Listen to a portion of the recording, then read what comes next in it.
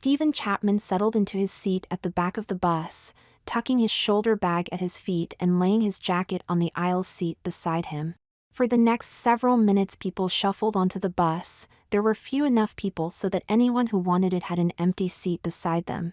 Once everyone had settled and they awaited the arrival of the driver, Stephen slipped his headphones over his ears and opened his CD player, placing a CD from his carrying case in it.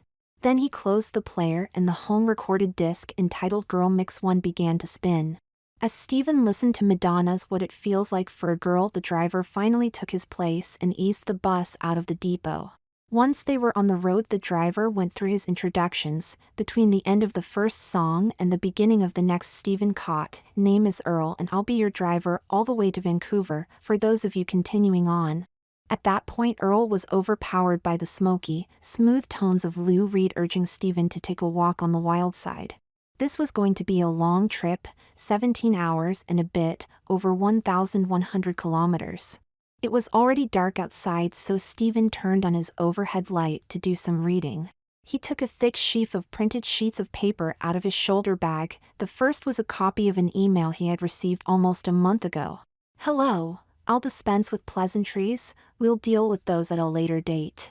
I am going to be consulting on a case in Vancouver on the 14th, let me know if you want to get the divorce finalized then. I will provide a bus ticket here and a room at the hotel where I will be staying. However, only contact me if you are serious about resolving the past issues between us." Attached to this was her next email giving him the holding number of his ticket and the hotel she would be staying at. Aside from those two sheets, the rest of the paper were stories Steve had printed from the internet. He had been sure to bring plenty of reading material, best to keep his mind from wandering and growing nervous. He started with a favorite of his, Consequences by a Writer Going Under the Name of Any Port. By the time Stephen decided to turn out the overhead light and pull his coat over him like a blanket, he had already read the story all the way through. It was an effort to find sleep, but eventually he managed to slumber, the sounds of Green Day performing, King for a Day filtering into his head. Eleanor sat at her desk, her 7th grade text open in front of her as the little radio beside her played the new Michael Jackson song, Billie Jean. She held her pencil limply and pointedly ignored her homework, lost in thought. Steve Check watched his babysitter through the crack in her bedroom door. She was 2 years older than he was. She seemed so grown up and sophisticated, almost a woman. Steve admired her legs, which were left bare, as the hem of her skirt rode up slightly because of how she was sitting. She was developing the soft curves of a teenager, nothing like the girls in his class. Her shirt hung loose in the front as she leaned over her desk. Her now developing breasts were hidden by the drape of the material. Steve found something about Eleanor made him feel funny in a good way. He especially liked to look at her legs. He stood there in the hall watching her as she coolly sat there taunting her homework. She was a teenager, she didn't have to do it if she didn't want to. She could just sit there and not do it. As he stood absorbed in watching Eleanor, Steve felt something brush his leg as Cinnamon, Eleanor's tabby cat, pushed past him and barged into the room. Eleanor turned to greet her pet at the sound of the door swinging open and found a trembling Steve standing in the doorway, his face red at being caught peeping on her. Eleanor smiled and got up. Steve wanted to run back to the couch where he was supposed to be asleep, but his legs seemed to have fused at the knees. Eleanor sat down on her bed, looking a little flushed herself, and patted beside her. Steve forced his legs to carry him forward to take the spot she had indicated. Eleanor placed her hand on Steve's shoulder. "You were watching me, weren't you, Stevie?" Steve was so frightened he couldn't think to do anything but nod. "What were you hoping to see?" Steve shrugged and mumbled, "I dunno. Do you like watching girls, Stevie? Do you think they're pretty?" Steve blushed but didn't respond. "Maybe not girls in your class, maybe older girls?" Steve couldn't stop himself from nodding. "Are there any particular girls you like? Maybe a teacher, or an older sister of one of your friends?" Steve shuffled his feet and stared at the carpet, unable to meet Eleanor's face. He sucked his lower lip against the bottom of his upper teeth as he debated his answer. "Stevie," Eleanor asked when the boy's silence dragged on, "do you think I'm pretty?" Steve wanted to get up and run from the room, but Eleanor's hand was like a lead weight on his shoulder. Steve choked back tears of embarrassment as he instead nodded again. Eleanor put her arm around Steve's shoulders, hugging him against her side. "Stevie, it's okay." She offered him a tissue from her night table to dry his eyes. "Stevie, I want to tell you something, but you can't tell anyone, okay? You have to promise me. Can you do that?" Steve was intrigued now. What could be so secret? Being eager to impress Eleanor, Steve placed one head over his heart and held his other hand up like he had seen in court TV shows. "I promise, Eleanor, I won't tell anyone, not even my mom." Eleanor smiled at him. "That's good, because I know you're a good kid, and I can trust you to keep your word." "Stevie, do you know what a lesbian is?" Steve thought for a moment and shook his head. "You know how you feel when you look at a girl? You know how you want to hold her hand, maybe kiss her?" Steve wasn't sure about the rest, but he knew he liked looking at Eleanor, so he nodded. "Well, sometimes there are girls who feel the same way about girls as you do. They are called lesbians." "Are you a lesbian, Eleanor?" Steve guessed. "I think so, Stevie." Steve wasn't sure how she could think she was a lesbian but not know, but he didn't really understand it too much anyways. Steve thought for a minute. He knew some older boys. If Eleanor was a lesbian, then she probably thought like them. Jimmy's older brother had a girlfriend. He took her to movies and dinner, and then they drove down to the river valley. "Do you have a girlfriend, Eleanor?" Now it was Eleanor's turn to blush. Steve saw it as she turned her head away, embarrassed. "No, not yet," she said. "Is there a girl you like?" Steve found himself curious about this lesbian issue. He had never heard of anything like this. "What's she like?" Eleanor smiled and put her hand on Steve's head. She looked at him for a moment with a happy look on her face. "Her name is Amber." "Is Amber a lesbian too?" Now she looked sad. "I don't think so, Stevie." Steve was crushed. He didn't want to make Eleanor unhappy. He wasn't sure what to do, but he knew what his mom always did when he was sad. He gave Eleanor a hug. She smiled again and looked down at him. "You're such a sweet kid, Stevie." Then she seemed to study Steve for a minute and she smiled even wider. "Stevie, would you like to dance with me?" Steve's heart did backflips for joy. "I would like that, Eleanor. Would you do something for me in return?" Steven stretched as he stepped out of the bathroom. It was morning now, and the scenery was just flashing by as the bus sped along. He returned to his seat to do some more reading. This morning he felt like reading the story of Pris by Linda LaFrance, and after that an anonymous tale called Cherry Tree. By the time he was done, the bus was within Vancouver limits. From there a city bus took him to the hotel. The lobby had a tall ceiling with a second-story area overlooking it, like many other hotels he had seen. He took his suitcase and walked up to the counter. "Stephen Chapman, I have a reservation." The girl typed some keys on the computer and then assigned him his room number. She handed him his keycard as well as a message that she said had been left for him. Once Stephen had his suitcase in his room, he unfolded the paper he had received. It read, "Meet me in the hotel restaurant at 3 o'clock. Stephen glanced at his watch. Damn it, it was already 3:10. He ran out of his room, grateful for modern technology, which meant he didn't have to stop to lock it. He caught the elevator to the first floor, and from there he hurriedly walked to the commerce area of the hotel. Once he was there, locating the restaurant was easy. Stephen was shown to the table where his soon-to-be ex-wife was waiting. "Sorry I'm late," he apologized as he slid into his chair across from her. "I just got in." Susan was likely on a break from her consultation as she looked professional to a standard. Her skirt suit gave an aura of being crisp and capable without resorting to wearing a man's suit and risking coming across as hostile. Not that looking hostile was a bad thing if Susan was prosecuting, but today she was only a consultant. "Hello, Stephen. I don't have much time, so I'll be brief. I've looked over the terms of the divorce and am willing to finally put this matter to rest. However, there is one matter which needs to be resolved." Stephen felt decidedly nervous. What could she want that she had to bring him all the way here? Any proposed changes to the divorce papers could be handled through his lawyer. What matter did Susan feel was important enough that she had to bring him over 1,000 kilometers, or 650 miles, for his now Americanized ex-spouse? If you've read it, then you realize I'm not after your money. All I want is the house in St. Albert. I grew up there, it belonged to my parents. It still seemed odd to Stephen to refer to his parents in the past tense. He was barely 30, too young to have no living parents. Too young to have a failed marriage either, so perhaps things were not so odd as he thought. I don't care about the house. I spend most of my time in Denver these days. Stephen sighed. I do miss the mountain air, but it just didn't feel like home. Stephen, what I want is simple. I want to meet the woman who ruined our marriage. Stephen stammered. Impossible, I didn't bring her. Susan took Stephen's hands, which were waving around in a flustered manner. Stephen, I can tie this up in court for years. It's what I do for a living. I know you want this to be done with so that you can remarry, and I have no ill will toward your new wife. I just want to meet Carol. Now I know you can arrange it. Stephen felt heavy, weighed down with a burden the likes of which he hadn't felt since he had finally confessed his secret life to his mother after his stepfather had passed away. Susan, I can't. Stephen, I think I am entitled to this.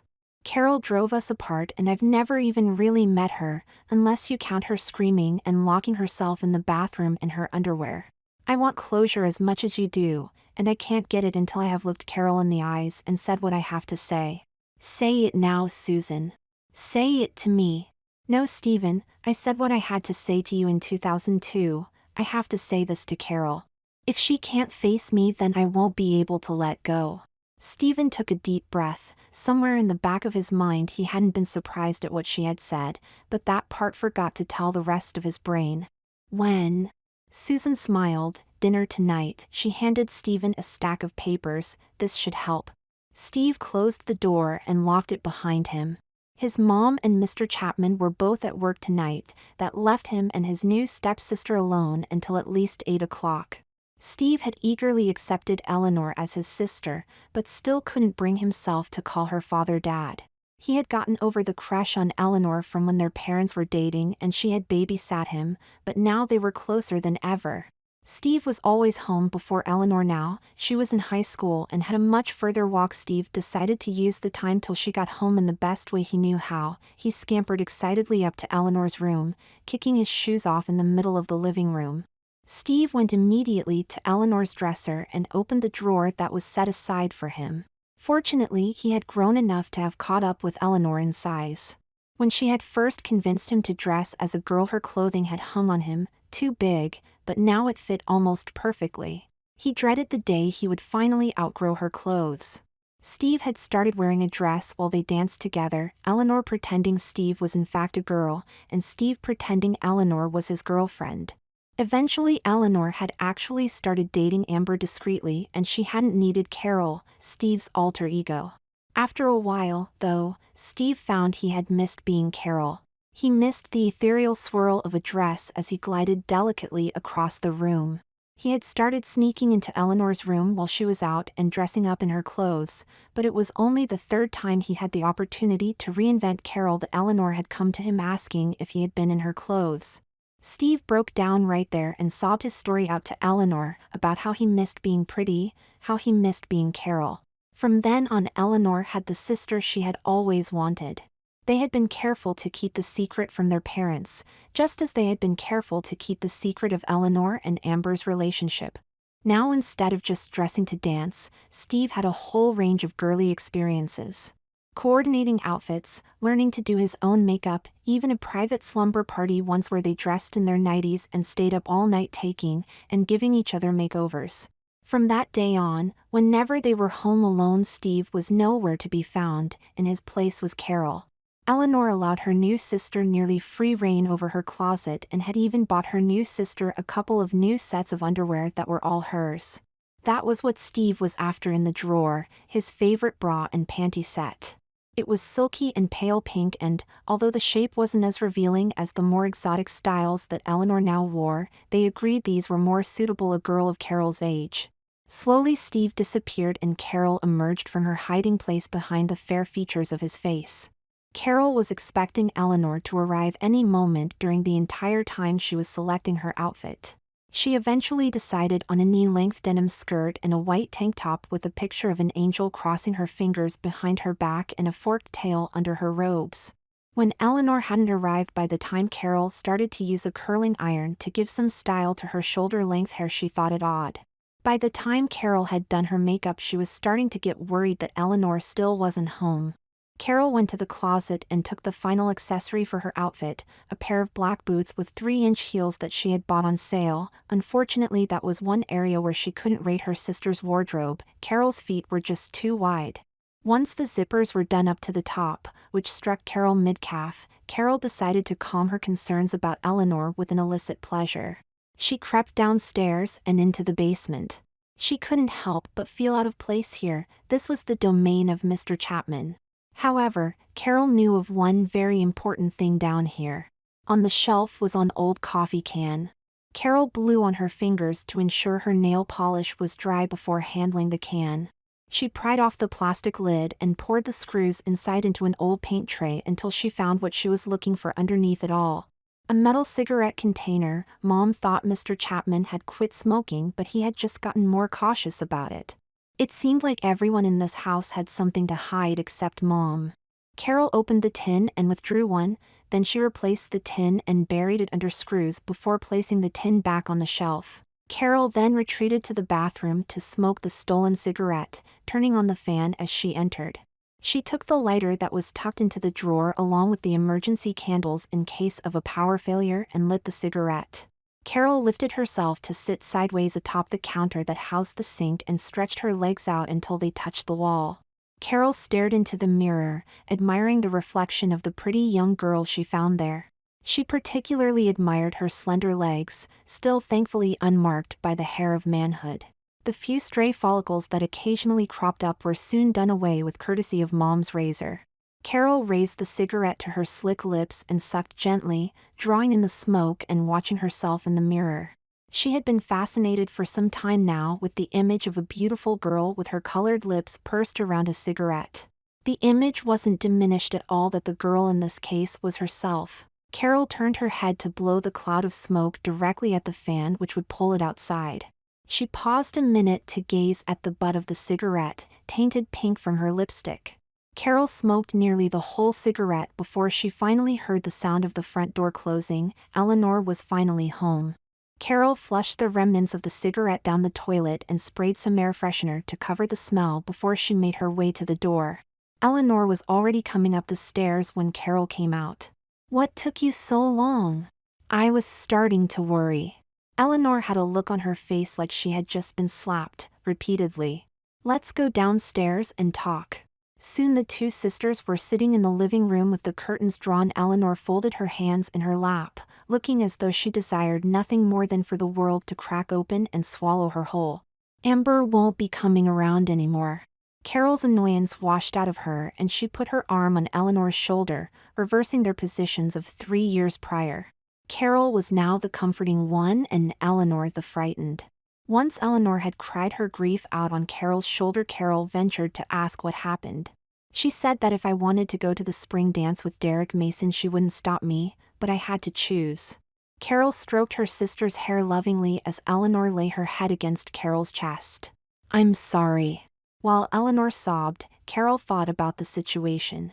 When Eleanor started to realize that maybe she liked guys after all, she had sought and hoped for acceptance from her girlfriend. That was the furthest thing from what she got. That day Carol realized what the truth could do to people and the value of a polite lie. She made a vow that if Steve ever wanted to marry she would take care to keep herself out of the picture. Stephen gave a sudden thrash as he woke up. Warm water splashed, some of it spilling onto the floor of the hotel bathroom. It took him a moment to place his surroundings.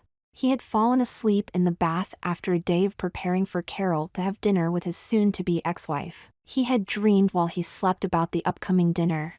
In his dream, Susan had arrived with her new boyfriend. She had brought him along to laugh at her ex-husband.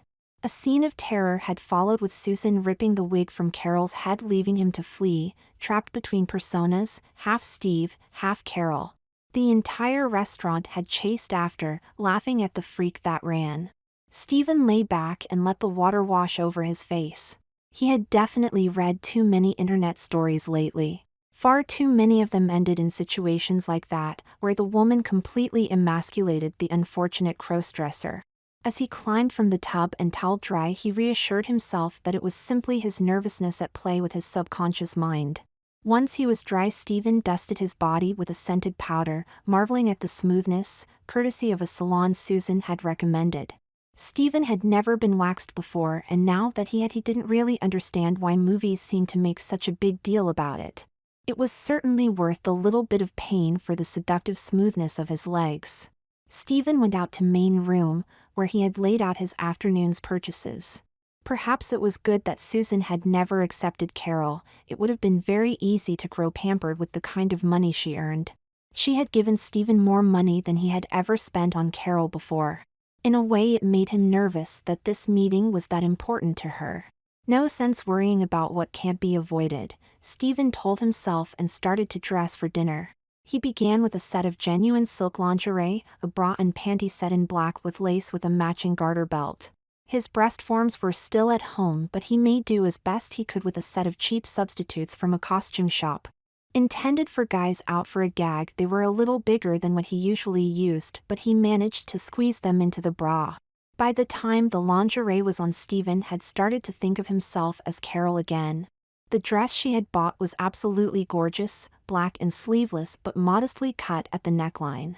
The skirt was ankle length but had a side slit which showed a delightful glimpse of leg. It fit Carol perfectly, but she had known it would. The store owner had encouraged Stephen to try it on with all the padding in place before he had decided on a style. Then Carol donned her new wig. She had never been a blonde before, but since Susan had provided enough money for a top-quality wig, Stephen had felt adventurous. The style fell to Carol's shoulders and was slightly feathered, giving a very versatile look. It was long enough and expensive enough to be stylable, but not so long that it restricted which styles she could create too drastically. For tonight she left it down and loose, which suited her new dress very well. Then Carol draped a cloth over her dress and opened up the fabulous makeup selection she had acquired, all of it expertly matched to her specific skin tone and taste in colors. She set to work selecting each shade carefully, applying every tip and trick she had learned from her years of copying Eleanor and from countless women's magazines. The process of slowly erasing Stephen from sight took a couple of hours, but by the time she was done, Carol bore only the slightest resemblance to her masculine alter ego. This was not to say she appeared unreadably female, however, merely that recognizing her from her male self was quite a task for someone who didn't know either Stephen or Carol extremely well. Finally presentable, Carol phoned for a taxi in her best feminine voice and made a last-minute inspection of herself while she waited. Everything met with approval, just a slight adjustment of the wig, and then she went down to the lobby. She didn't have to wait long before a taxi arrived, and she walked out to it, listening to the click of the sidewalk under her 3-inch heels. The cab ride to the restaurant was mercifully brief, and fortunately the driver didn't try to make conversation. Carol found herself starting to worry again during the short trip. She knew that the situation she had dreamed was almost impossibly unlikely, but having to go as Carol to meet with Susan was a frightening prospect.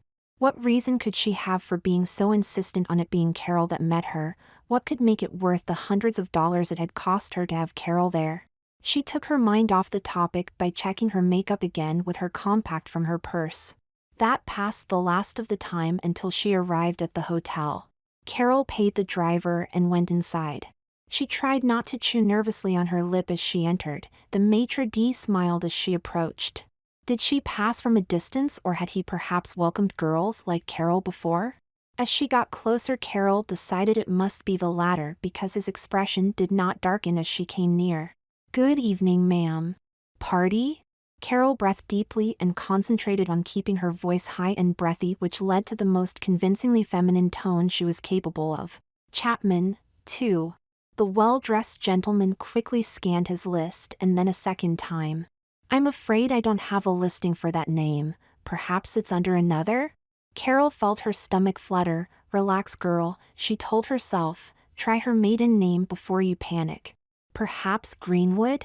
The maitre d' scanned his list again and paused his finger partway down the column. "Ah yes, here we are."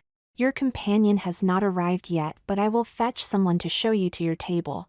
A young gentleman in his mid-20s responded and led Carol to a table set for two. Contrary to Carol's expectations, it was not tucked away in a dark corner out of sight, but rather near the center of one side of the restaurant. Of course, there was the odd glare of disgust, but they were not the rule. Carol eased herself into the seat, sweeping her skirt before she sat and crossing her legs demurely as she had practiced in the privacy of her own home so many times. Carol had only been in public 3 times before, and once to a Halloween party, where such things are expected and not thought of, and the other times to a local GLBT club. Being in neutral territory made her feel more than a little nervous. She was struck by an odd craving for a cigarette despite having quit 10 years prior. Finally, Susan arrived. She was dressed in a beautiful deep blue gown, cut lower in the front than Carol's and decorated by a pattern in sparkles on the bust. In all their fighting over the last couple years, Carol had forgotten just how beautiful Susan really was. Susan eased herself into the other chair opposite Carol, mirroring the gesture Carol had made when she sat down. It nevertheless occurred to Carol that Susan did it with a much simpler ease and grace. For her, it was not a conscious act but a near autonomous function performed naturally. Their waiter took their order for a bottle of Chablis and departed to let them consider their dinner choices. Carol did not look at her menu right away. Her eyes could not leave Susan's face. Despite her loveliness, there was a deep sadness in her eyes. Carol took some small comfort from the absence of anger and hatred that had been there in 2002. "Hello, Susan."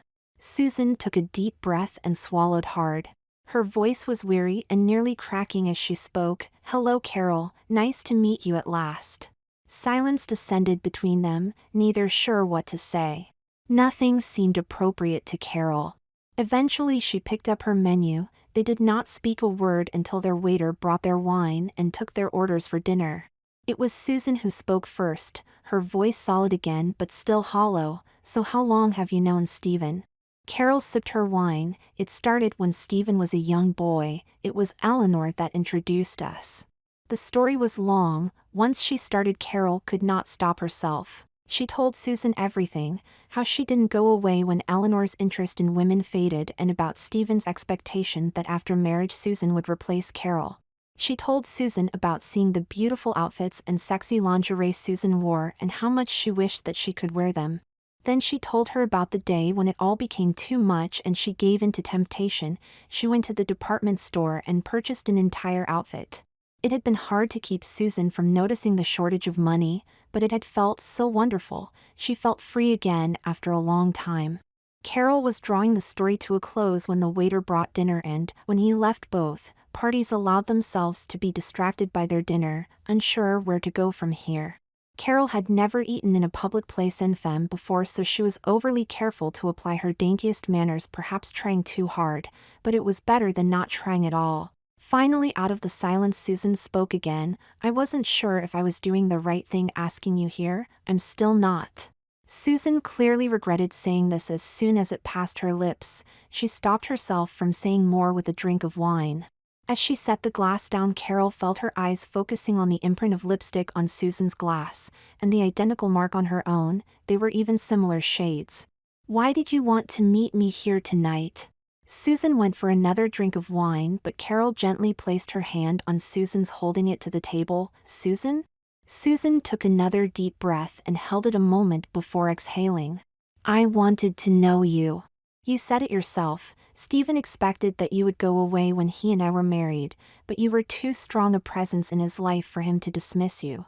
"I'm sorry I didn't tell you," Carol interjected. Susan was close to tears now. "I don't know if it would have mattered. I still would have made Stephen choose between us. I couldn't accept this in a husband." Carol looked down at her food, aware that she only really wanted to avoid looking at the tears forming in Susan's eyes. "So we've met, now what? I couldn't have Stephen as my husband, but perhaps Carol and I can be friends?" Surprise jerked Carol's gaze back to Susan's face, just in time to see her wipe away a tear. "That is, if you can forgive me," Susan finished with a hopeful smile tugging at the corners of her mouth. Now Carol's eyes started to well with tears. "I would be lucky to have a friend like you." With that a mental weight that was years in building was lifted from them both. Now let's eat the rest of this dinner before it gets cold. The next day, before Stephen caught his bus back to Edmonton, they went to a notary public and had the divorce papers finalized. In a fairly odd display for divorce, they both smiled, and when Susan offered a handshake, Stephen wrapped his arms around her and embraced his now ex-wife. "Thank you," he murmured. "I expect an invitation to the wedding," Susan said. "How about as a maid of honor?" "For who?" They both started giggling and laughed together the whole way out.